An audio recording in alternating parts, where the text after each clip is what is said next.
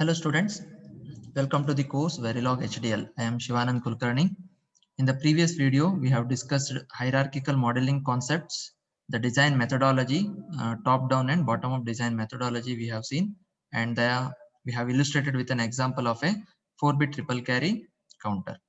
In the today's video, we'll be looking at what is meant by modules and then instances. Okay, modules. Verilog provides the concept of a module. Okay, a module is the basic building block in Verilog.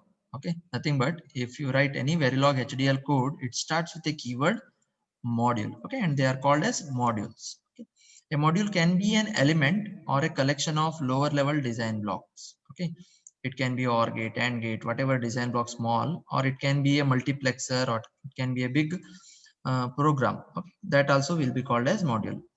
Typically, elements are grouped into modules to provide common functionality that is used at many places in the design. Okay, so even it can be referred in different functionality.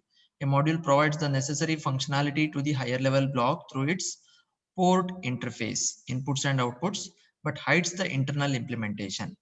Okay, for example, you have written a module, okay, ripple carry counter, you have written there, and there you have clock, reset, and the output Q. Okay, and then in the T flip-flop you will writing a module. Okay, there whichever necessary we will be taking. Okay, so this will be referred by inputs and outputs we'll be looking at when we do the programming part. Okay, this allows the designer to modify module internals without affecting the rest of the design. Okay, so module and the end, that will be constant for all the designs. Only internals you can change it. It may be gate level, different abstraction you can write. Verilog, a module is declared by the keyword module. That's what I am telling. So this is the keyword module. Okay. As I told you, any language when you are learning, so you should know its grammars and its conventions. Okay. The same way when we are writing C program, you have written printf, scanf, okay, main, okay, int, float. Some of the keywords we have learned. The same way now onwards, we will be learning one of the other keywords, and that we are using it.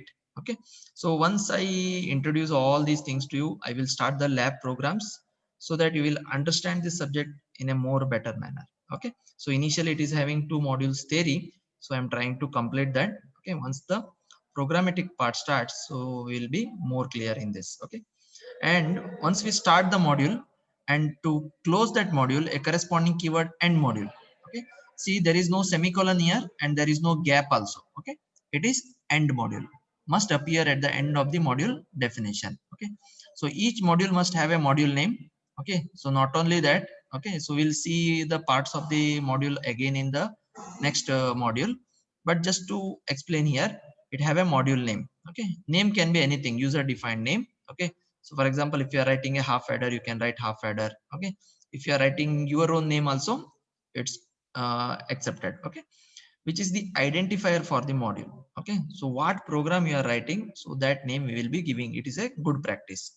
And a module terminal list. Okay, so what and all input outputs are there, that will include there. Okay, which describes the input and output terminals of the module.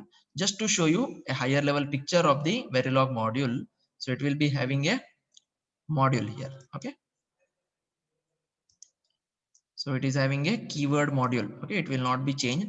More space, you have to write module name, any name you can give, user defined name, and then the input output ports. For example, ripple carry counter, you had the reset, clock, and output Q. All that will be written inside that. It will be how to write that also will be see later. Either you can use comma or you can use a or keyword. Okay, so there are different ways are there. In the sensitivity list also we'll call that, argument list also we'll call that. Okay, so module terminal list will be written over here. So in between we are writing the module internals. So how, what are input, what are output, how they are connected, functionality, everything will be explained, and that we call module internals. And to close the module, we will write a corresponding end module. Okay, so here we have the semicolon, and in between also we'll use the semicolon, but last line we will not write the semicolon, and there is no space here also. Okay, so if you give a space, it is not accepted. So end module is the keyword for ending the module. Okay, so this is about the module. So we'll take that example I mentioned, right? In ripple carry counter, T flip-flop and D flip-flop are examples of modules. Okay. Specifically, the T flip-flop could be defined as a module as follows. Okay. So just an example, we are not explaining complete program. Part by part, we are explaining. So now we are writing module. So this is the module keyword. It will not change. Username is T flip-flop. Okay. T underscore flip-flop. We could not type dash. Some of the keywords are not accepted. How to write that module name also we'll see later. And then terminal list. In T flip-flop, you have Q, clock, and reset, right? So all these terminal list, argument list, or sensitivity list, all we'll put it here as a comma, and then we'll close the bracket. Okay. Then functionality of the T flip-flop is explained. Okay, how T flip-flop works as a code we are writing here, and to close the module, we'll write and module. Okay. So this is an example. Okay, how we write module and module.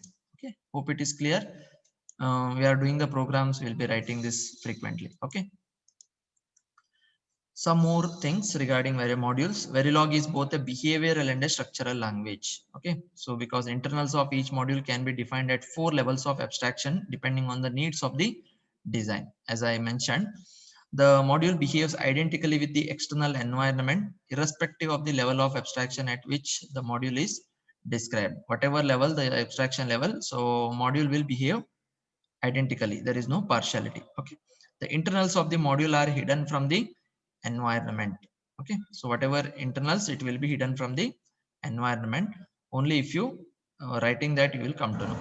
Thus, the level of abstraction to describe a module can be changed without any change in the environment. Okay. So inside you can change the program. First you have written the data flow. Next you can change it to behavioral level or gate level, whichever is convenient. Okay. But the module and module, these parts will not change. Okay. So wherever you are referring that program, so no need to change that. Okay. So that is the idea. Levels of abstraction. So we will be looking at in module 3 and 4, we will be learning this. Okay. So the 4 level of abstraction, 1 we are not learning switch level, remaining 3 will be going in detail. Okay. So that I am just introducing here in this unit. Behavioral or algorithmic level, it is the highest level of abstraction provided by Verilog HDL. Okay. A module can be implemented in terms of the desired design algorithm without concern for the hardware implementation details. It is the highest level. You will not bother about which gate to use and all. You will not bother. Just the functionality, you will write it as an algorithm. You are writing a HDL. And this type of design is very similar to writing a C program. As we are C program, we will not bother about which assembly language or which processor we are using, right? We will not bother. So it will take care by the tools, same way. Second level, at this level, the module is designed by specifying the data flow. That's why it is called as data flow level. Okay.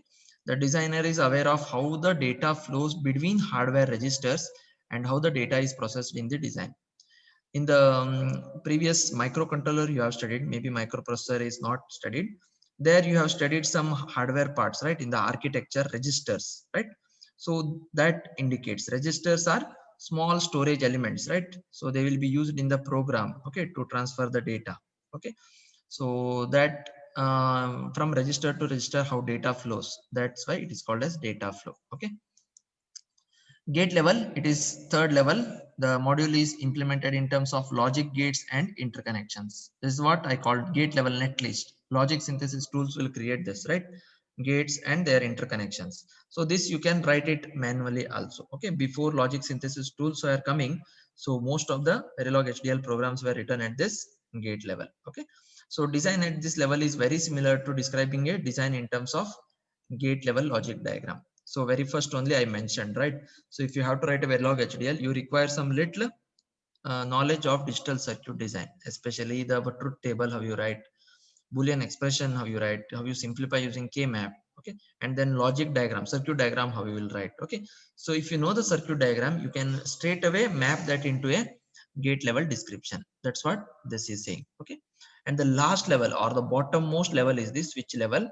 So this nowadays nobody is writing it. Okay. So because tools have sophisticated, so that's why this is the lowest level. Even you can try here, which is similar to gate level, but we are referring the keywords here. Each level we have different keywords.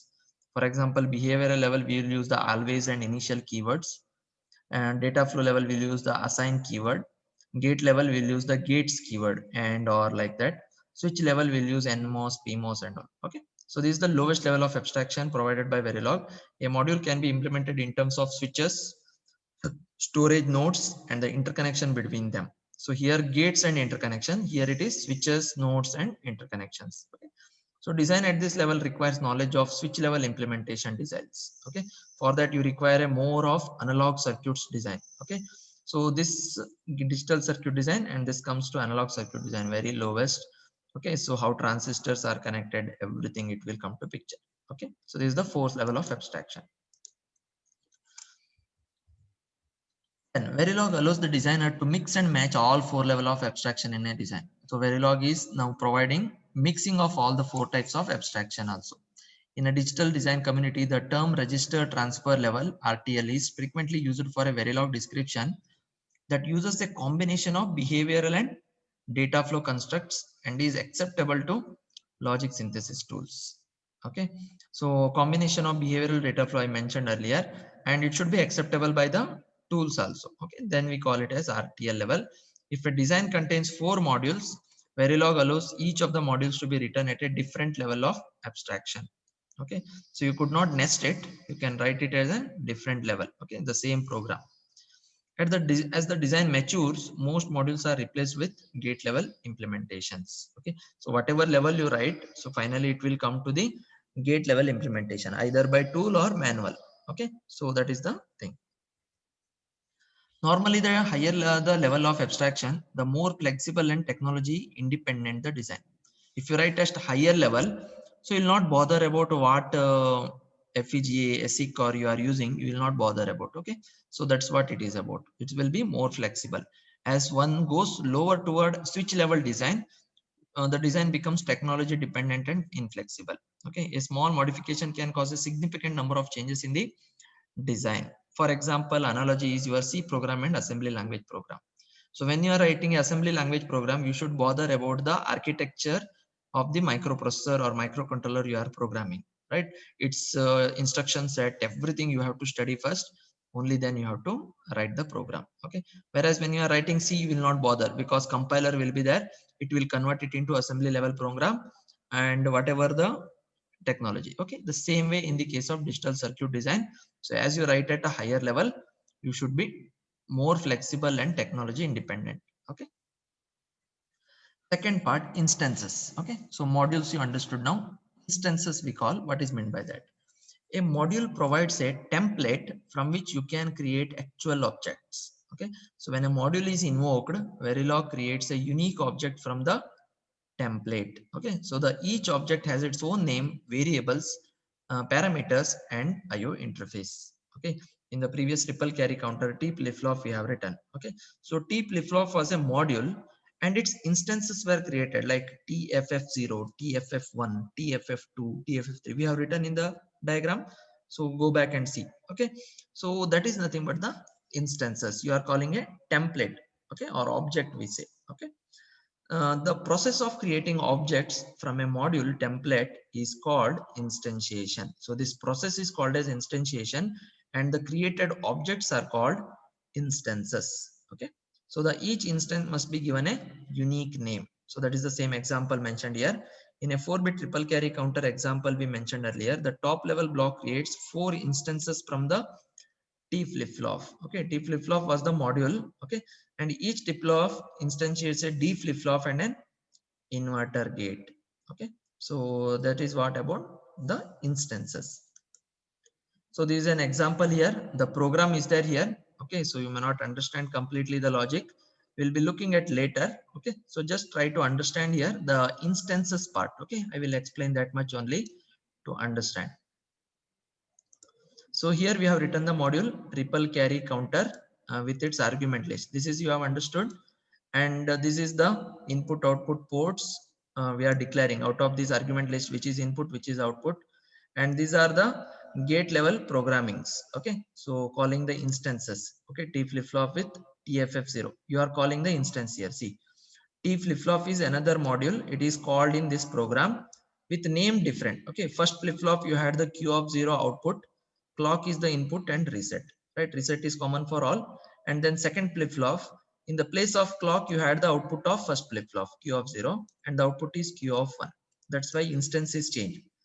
So end module is the end of the module. So now this T flip-flop is not defined in this Verilog, right? So you have to define it as a separate module. So that is defined here, module T flip-flop. So this name and this name should be same here. Okay, that is the one thing. And now you have to refer the T flip-flop figure. There also you had Q, clock, and reset argument list. In that output is Q, input is clock, reset, and we are using additional variables. Okay, so all these things we will be learning later. And we are calling now two instances now in T flip-flop. One is D flip-flop and another is inverter. Okay, not gate. Again you have to define the D flip-flop, but we are stopping here. So because you have understood now what is instantiation. Okay, so here comments are written, you can read it for easy understanding. Okay, so this is about instances. So then we'll consider a small topic called as nesting. Okay, in Verilog, it is illegal to nest modules. That means you have written a module. Inside that, again, you could not write module. Okay, you have to first end the module and only then you have to write the another module. So here, previous one. For module ripple carry counter, I have written. I have to close this module first, end module. Okay, so I have to close this. Inside that only, I could not write another module like that. Nesting is not allowed. As you are writing if else, you are doing right. So that is not done for this module. Okay, so once it is completed, you can call another module and you can end module, another module, end module, like that. Okay, you could not nest it. Okay, one module definition cannot contain another module definition within the module and end module statements. Instead, a module definition can incorporate copies of other modules by instantiating them. Instances you can do, as we have done T flip-flop 4 times, right? That you can do, but modules you could not write for. It is important not to confuse module definitions and instances of a module. So you have to carefully go through this video again and again to understand module and instances and find out the difference. Okay. Module definitions simply specify how the module will work, its internals and its interface. Okay. Modules must be instantiated for use in the design. Okay. So this is about the modules and instances, and module nesting is not allowed. Just to show you example.